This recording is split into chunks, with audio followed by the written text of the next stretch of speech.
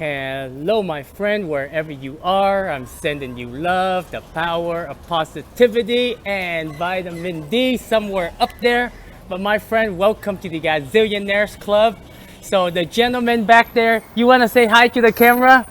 So the gentleman back there, I met him at I bought some water, and I had some change. So he was short, so I gave him some change, and he gave me this flower, and he's actually making it in the background. So it's actually really pretty. Gonna take this home and put it in my room. But so my friend, let's I want to put the camera that way so you kind of see the process how he's doing it. But let's talk about multiple topics today. But let's talk about Uber for the time being. So I finally canceled my Uber account.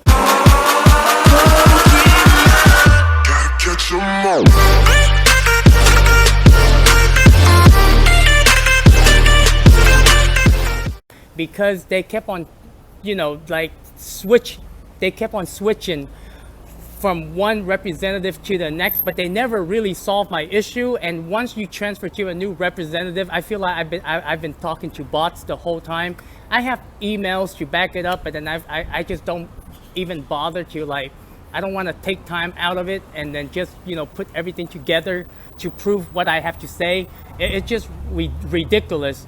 They asked me for to verify my credit card, the last four number, all of that over and over and over, and then they said that they can't use that card for whatever reason. Okay, they said that there were suspicious or illegal activities going on with the account. I told you the story, but in my opinion, I don't think that's the fact. And I spoke to the supervisor, so in my opinion, they have no intention of resolving the issue.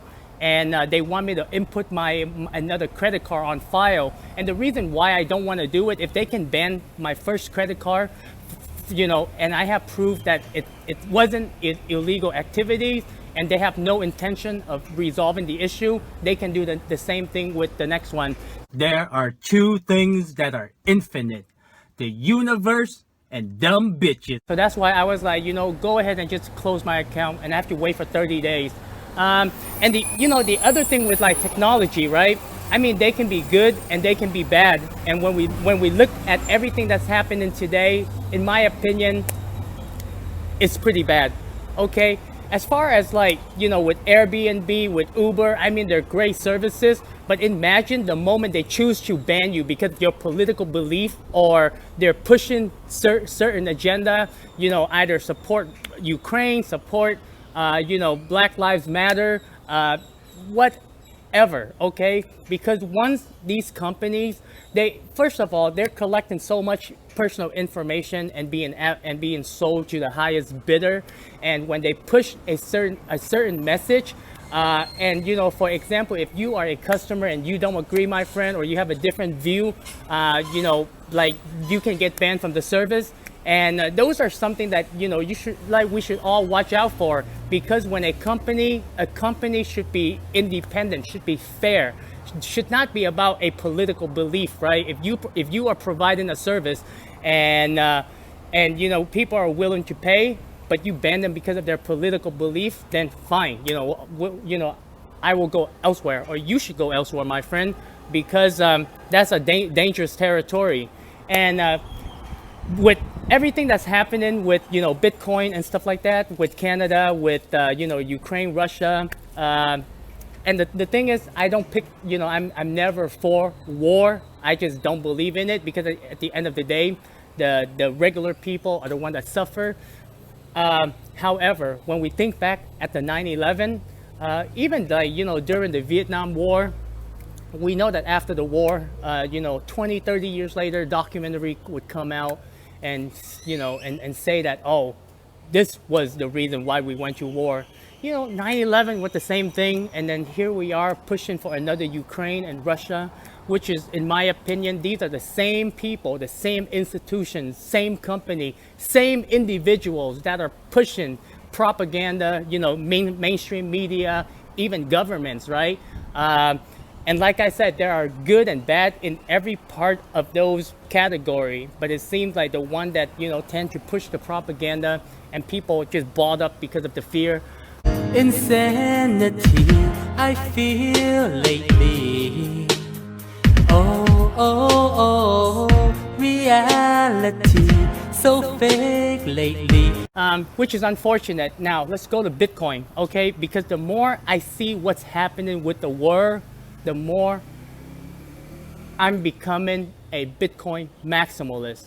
Meaning I've been debating whether I should sell everything and just go straight into Bitcoin. Because for the people out there that truly believe in Bitcoin and the technology that it can do, there's no point of diversifying, right? And what I mean by there's no point of diversifying, if you know an asset that's asymmetrical, why not just put all of the money in it? And I've been going back and forth with this, watching Michael Saylor on Valuetainment, and just listening to Peter Schiff. Like, Peter Schiff has a point, but it's very rhetorical. Rhetorical meaning that, oh, he doesn't like Bitcoin and he doesn't believe in mathematics and it's all going to go to zero. There's nothing really backing up his argument. But with Michael Saylor, it's a little bit different. Well, Michael Saylor asked a simple question. If not Bitcoin, then what? What alternative do you have? Yes, son, I'm talking to you. Right? And when we talk about going back to the gold standard, think about it. Who owned the most gold? Central banks.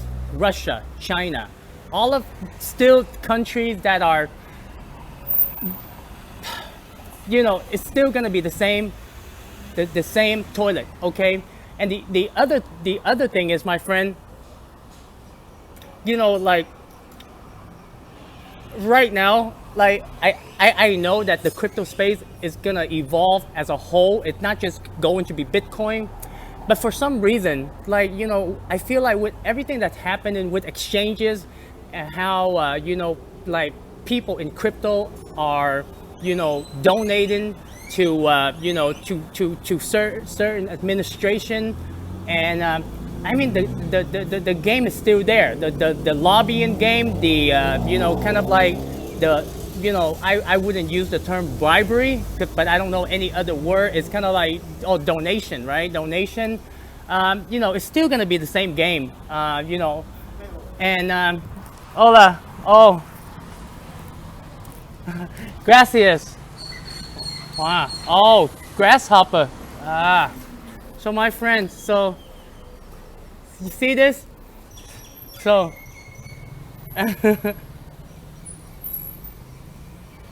for me, thank you. Muchas gracias. Let me give me 1 second, my friend. So I think he did a really good job at doing that. So let me see if I have some change I can give him. Amigo. Gracias. Yeah. La nada. But see, that's creativity, my friend. That is creativity. This is so creative. Like, I mean, this is art. Believe it or not, this is art. And I know I'm drifting away, but if you know the right kind of people, like if you live in the art world and like rich people, dude, you can sell this for like probably like, I don't know, 10,000 a piece. Cha-ching, bitch! I'm rich! Get the artist, his signature, how you market it. But yeah, I feel like with everything that's happening, I'm on the side of going fully into Bitcoin, because I feel like at this point anything can happen. Meaning that anything outside of Bitcoin, like Michael Saylor was explaining, property. Bitcoin is property. All the other coins are security, meaning that they're pre-mined. There is a founder, there's a company. And when you have a physical founder, a physical company, you can be a target. And when you become a target of the government or central banks, you know, you have to play by the game. Take care. Yeah. And you know, when you know, you become a target, and when all of the coins are classified as security, there is going to be a major wake-up call for people that are holding altcoins, even Ethereum and the NFT space.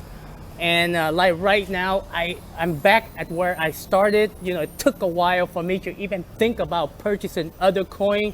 But at this point, I am debating. I am like 70% thinking of converting all of my altcoins, even Ethereum, back into Bitcoin. And that's the only thing that I would like to hold. No, it's not a wet dream. And so that's where I'm at today, my friend. I feel like with everything that's happening around the world, everything with politics, geopolitical situation where we are, with technology, with companies, and with everything, you know, I think Bitcoin will be the light at the end of the tunnel. You know, people can manipulate the market, do whatever they want to do, but the thing about Bitcoin, that, you know, the software hasn't changed. I mean, it's been updated, but the consensus, and, you know, and the way that it distribute like the rewards to the miners, everything is still in place, and it's going to be the most hardest digital asset, the most secured asset. That's the only thing I want to hold, because with any other coin, even with Ethereum, you know, with Ethereum 2.0 coming into the picture, yes, I know it's going to be decentralized, but it still can be I'll try slowly, scrutinized, right? Scrutinized, because we know who the founder is, Vitalik. And those who do not obey the law will be prosecuted. So, my friend, let me know in the comment below, you know, what do you think? Like, you know, companies like such as Uber, you know, like Airbnb, or even Amazon, because, you know, when you log on, they, you know, it's always, even with Binance, I think lately, you know, like, it's like we all, it's kind of like, you know, like what's happening with Antifa and Black Lives Matter, like, you know, like support like black people or Black Month, something like that. Dude, I'm for everyone, you know, but when you play the game of pushing for certain message, pushing for me, it's all about, people are people, okay? And when we send those kind of message like support Ukraine, meaning that it's Russia the bad guy, when we say support black people or Black Month or support women, are we not being fair to women? Are we not being fair to, like, you know, black people? People are people, and when we play that narrative game, okay, that it's kind of like when you support one group of people, great, but you're also saying that they are suppressed by what? And what about all the other group of people?